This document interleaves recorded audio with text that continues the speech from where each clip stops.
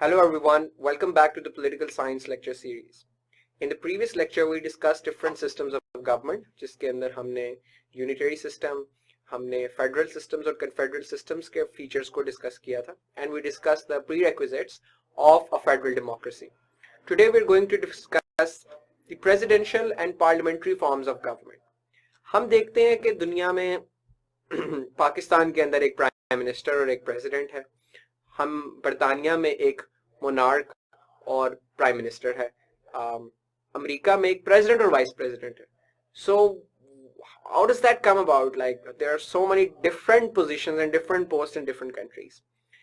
The difference between this lies in the fact that some countries are presidential countries, based on presidential systems of government, and some are parliamentary democracies and based on parliamentary systems of government.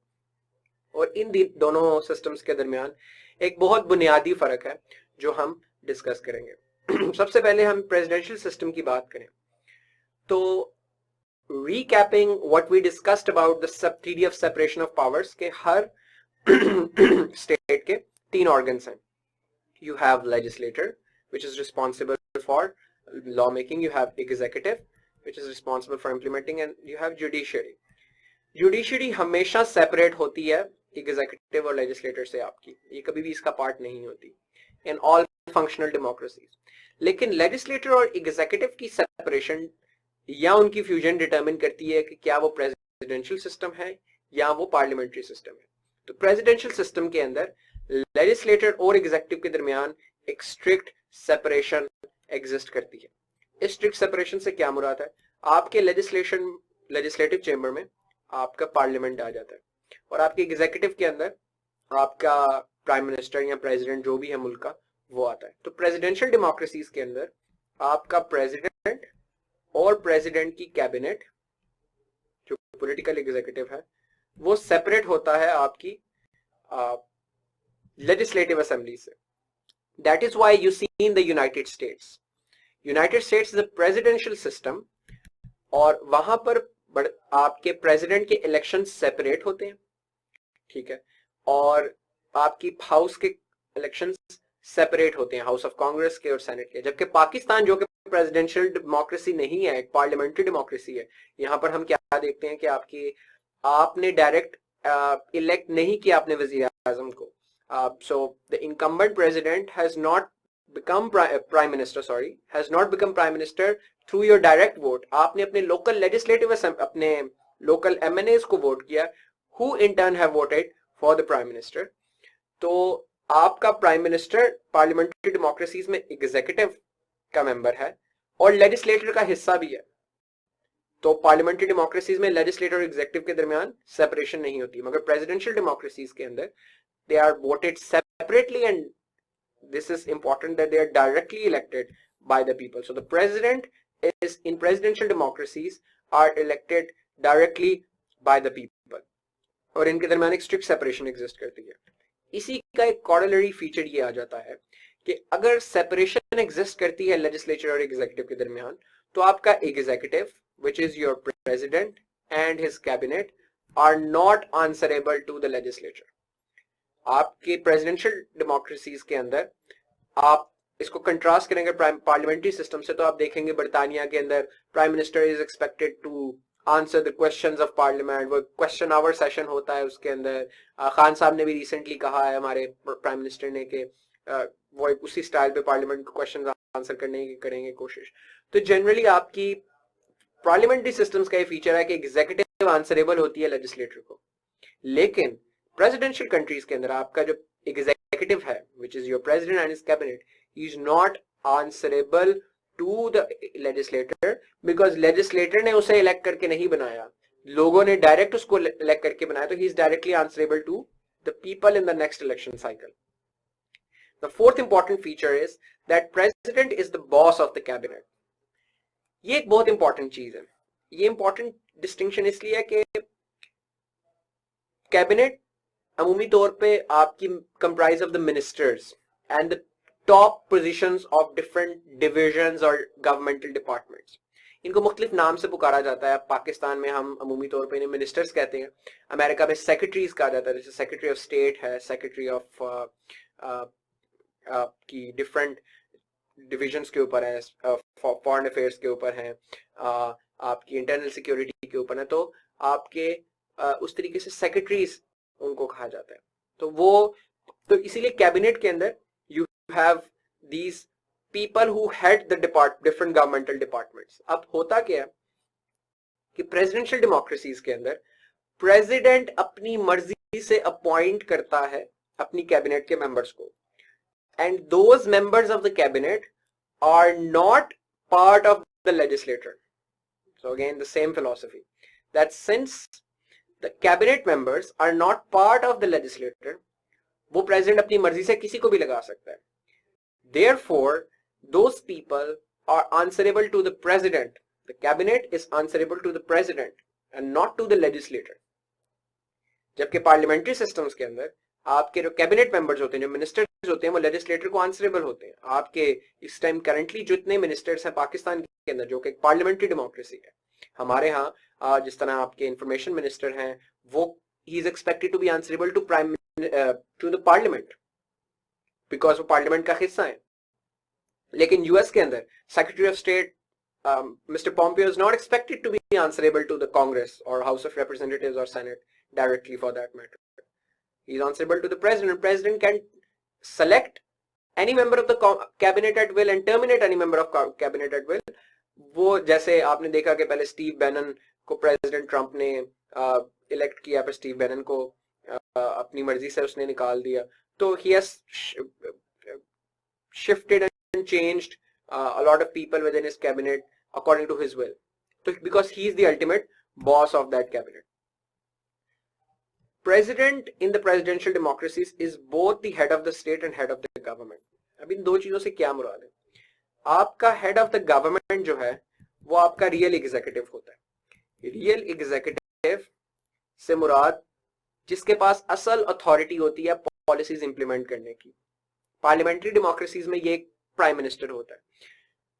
जो भी बंदा, आप इसको conceptual understanding के लिए जहन में रखें कि वो बंदा जो कैबिनेट को हेड करता है वो बंदा हेड ऑफ द गवर्नमेंट होता है, क्योंकि कैबिनेट ही गवर्नमेंट की पॉलिसी चला रही होती है, and the boss of the cabinet and the head of the cabinet is the head of the government. Parliamentary democracies के अंदर ये कैबिनेट आपका प्राइम मिनिस्टर हेड करता है, और प्रेसिडेंशियल कंट्रीज के अंदर प्रेसिडेंट करता है। तो प्रेसिडेंट प्रेसिडेंशियल कंट्रीज के अंदर हेड ऑफ द गवर्नमेंट होता है। हेड ऑफ द स्टेट वो बंदा होता है जिसके सिग्नेचर जरूरी होते हैं बिल्स को लॉज में चेंज करने के लिए। तो कोई भी लेजिस्लेशन जो आपकी मुल्क के अंदर होती है, it is not accepted as law until and unless it is signed by the president. So it is signed by the head of the state. तो इसलिए प्रेसिडेंशियल डेमोक्रेसीज के अंदर चूंकि प्रेसिडेंट ही बिल्स को साइन में लॉ करता है और वो कैबिनेट को भी हेड करता है और स्टीयर करता है गवर्नमेंट को, तो he is both head of the state and he is both head of the government. हमारे पास मिसालें कौन सी हैं? आपके पास United States is a famous presidential country, Brazil, Chile, Colombia, Zimbabwe, all of these are South American countries. Zimbabwe is an African country. South America generally has a tradition of presidential democracy because South America was the first region where America started to expand its influence and expand its version of form of government. Next, we have parliamentary system, which is the complete opposite of the presidential system. Presidential systems के अंदर, if we rehash what we have just learned, आपके executive और legislator के बीच में एक separation होती है। तो पार्लियामेंट्री सिस्टम के अंदर वो सेपरेशन नहीं होती बल्कि फ्यूजन होता है, उनका इम्तिजाज होता है। जिस तरह मैंने आपको पहले भी बताया कि चूंकि आपका जो एग्जीक्यूटिव है पार्लियामेंट्री सिस्टम्स के अंदर वो प्राइम मिनिस्टर और उसकी कैबिनेट होती है, और ये प्राइम मिनिस्टर और उसकी cabinet are part of legislator. तो आपकी एग्जीक्यूटिव इस तरीके से लेजिस्लेटर का हिस्सा बन जाती है। आपके पार्लियामेंट के मेंबर्स होते हैं सारे मिनिस्टर्स, आपके पार्लियामेंट का मेंबर होता है आपका executive, the prime minister.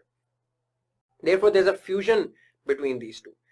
The natural outcome of this is, the second tier of this logic is that since executive is part of the legislature, it is also answerable to the legislature. तो इसीलिए prime minister is expected to answer the questions of the parliament. Ministers are expected to answer the questions of the parliament. And इस answerable होने का एक और मतलब भी है। इस आंसरेबल होने का मतलब यह है कि पार्लियामेंट किसी भी टाइम प्राइम मिनिस्टर और उसके मिनिस्टर्स को रिमूव कर सकती है, जिसके लिए वोट ऑफ नो कॉन्फिडेंस सबसे ज्यादा एक इंपॉर्टेंट चीज है। अगर पाकिस्तान में पार्लियामेंट डिसाइड कर ले 51% आज के जी प्राइम मिनिस्टर को हमने रिमूव करना, तो वो वोट ऑफ नो कॉन्फिडेंस का एक मोशन पास पेश किया जाएगा, और अगर वो अप्रूव हो जाता है और majority of the parliament votes in favour है फिर, तो प्राइम मिनिस्टर उतर जाएगा, तो उसकी कैबिनेट भी डिसॉल्व हो जाएगी। जबकि प्रेसिडेंशियल डेमोक्रेसीज में ऐसा नहीं होता। प्रेसिडेंट का एक फिक्स टाइम है कि जब उसका इलेक्शन होना है और आवाम ही उसको उतार सकती है, unless he does gross misconduct in office, तो फिर उसको इम्पीच किया जा सकता है, that's a separate thing, but generally आमतौर पर इस तरह नहीं हो सकता। Third important feature is that there is the chief executive which is your prime minister is indirectly elected in parliamentary system. जैसे मैंने पहले भी डिस्कस किया कि आप अपने एमएनए इलेक्ट करते हैं, आपने डायरेक्ट इमरान खान को या नवाज शरीफ को, मिस्टर नवाज शरीफ तो was not eligible for the elections, but Shahbaz Sharif sahab को आपने डायरेक्ट वोट नहीं दिया, आपने वोट अपने लोकल एमएनएस को दिया अपने कंस्टिट्यूएंसी से, and then they have voted for the respective candidates of prime minister in the office. So indirect election होता है पार्लियामेंट्री डेमोक्रेसीज के अंदर। Because of the fact that your cabinet members are part of legislator and answerable to legislator, prime minister is not the unilateral boss of the cabinet. ठीक है, तो prime minister अपनी मर्जी, even though prime minister खुद cabinet appoint करता है, वो सब कुछ है, वो चेंज भी कर सकता है, लेकिन it's generally expected that he chooses the people who command the support of the parliament as well. ठीक है, तो इस वजह से प्राइम मिनिस्टर के पास उतनी अथॉरिटी नहीं होती अपनी कैबिनेट के ऊपर थियोरेटिकली जितनी प्रेसिडेंशियल सिस्टम्स के अंदर होती है। A natural consequence of all this phenomenon is that there is no strict separation of powers. तो separation of powers की जो थ्योरी है वो स्ट्रिक्टली पूरी नहीं होती, लूजली पूरी होती है। लूजली इसलिए पूरी होती है क्योंकि जुडिशियल ब्रांच जो आपकी थर्ड ब्रांच है, वो जुडिशियल ब्रांच तो आपकी इंडिपेंडेंट ही है ना इन दोनों से, तो लूजली सेपरेशन ऑफ पावर पूरा हो रहा है, मगर आपका एग्जीक्यूटिव और लेजिस्लेटर का फ्यूजन है, इसलिए स्ट्रिक्ट सेपरेशन ऑफ पावर नहीं। इन डेमोक्रेसीज के अंदर, पार्लियामेंट्री सिस्टम्स के अंदर, prime minister is the head of the government, which means that he heads the cabinet, he implements the policies, ministers को डायरेक्ट करता है और सारी मीटिंग्स चेयर करता है, रियल एग्जीक्यूटिव होता है। तो अगर हमने देखा था कि हर रियासत के दो इंपॉर्टेंट चीजें होती हैं, एक हेड ऑफ द स्टेट और एक head of the government. Head of the government is the person who steers the cabinet, who implements the policy, departments में इनको enforce करता है। हेड ऑफ द स्टेट वो इंडिविजुअल होता है जिसके सिग्नेचर्स के बाद कोई भी बिल लॉ में कन्वर्ट होता है। तो पार्लियामेंट्री डेमोक्रेसीज में फिर हेड ऑफ स्टेट कौन होता है? इसका आंसर दो चीजें हैं, either you have a monarch और यू हैव अ प्रेसिडेंट। तो पार्लियामेंट्री डेमोक्रेसीज में मोनार्क्स हो सकते हैं जैसे यूके में है, या प्रेसिडेंट हो सकता है जैसे कि पाकिस्तान और इंडिया में। लेकिन the important point is that head of the state has nominal power, यानी वो स्ट्रॉन्ग पावर्स नहीं होती। There is not a strong president is not present in parliamentary democracies, because then parliamentary democracy itself weak हो जाएगी बहुत ज्यादा। तो इस तरीके से अगर हम यूनाइटेड किंगडम में देखें तो मोनार्क के पास कोई रियल पावर्स नहीं है, एक नॉमिनल पावर्स है, और वो उसको बिल को साइन करता है। Currently is the queen Elizabeth, so she science the bills into law. Pakistan India में प्रेसिडेंट करता है, इसको नॉन एग्जीक्यूटिव प्रेसिडेंसी कहा जाता है। नॉन एग्जीक्यूटिव प्रेसिडेंसी इसीलिए कहा जाता है बिकॉज प्रेसिडेंट के पास कोई एग्जीक्यूटिव पावर्स नहीं है, वो हेड नहीं कर रहा कैबिनेट को, वो इंप्लीमेंट नहीं करवा रहा पॉलिसीज को। तो एक कन्वेंशन मौजूद है। अच्छा, वैसा एक क्वेश्चन है कि why do we have, like, why do we even need monarch or a president for that matter? This is because of the fact that parliamentary democracies have evolved from the British model of government, British Westminster system. British parliament को Westminster parliament कहा जाता है, और Westminster democracy जो है, जो कि बरतानिया में शुरू हुई, चूंकि उनका एक मोनार्क मौजूद था, उनकी हिस्ट्री इस तरीके से अनफोल्ड की है ब्रिटेन की, that they have taken the powers away from, the real powers away from the monarch and transferred that power to the representative chambers of people, which is their parliament. But they have not given up monarch, उन्होंने symbolic position के तौर पर monarch को continue रखा, उसको वो इज्जत और एहतराम का मर्तबा दिया, तो इसलिए उसको एक नॉमिनल पावर और सिंबॉलिक पावर दी गई लॉज को साइन करने की, which means that all the decisions and all the actions of the state are taken in the name of the monarch. तो इस कन्वेंशन को जब दुनिया में फैलाया गया, लाइक जब ब्रिटेन ने अपना system, Britain colonise half of the world, इसीलिए जो कॉमनवेल्थ कंट्रीज है जहां पे ब्रिटेन ने कॉलोनाइजेशन की थी, they generally have parliamentary system based on the Westminster model, लेकिन बहुत सारी countries like Pakistan, India did not have a functional monarch.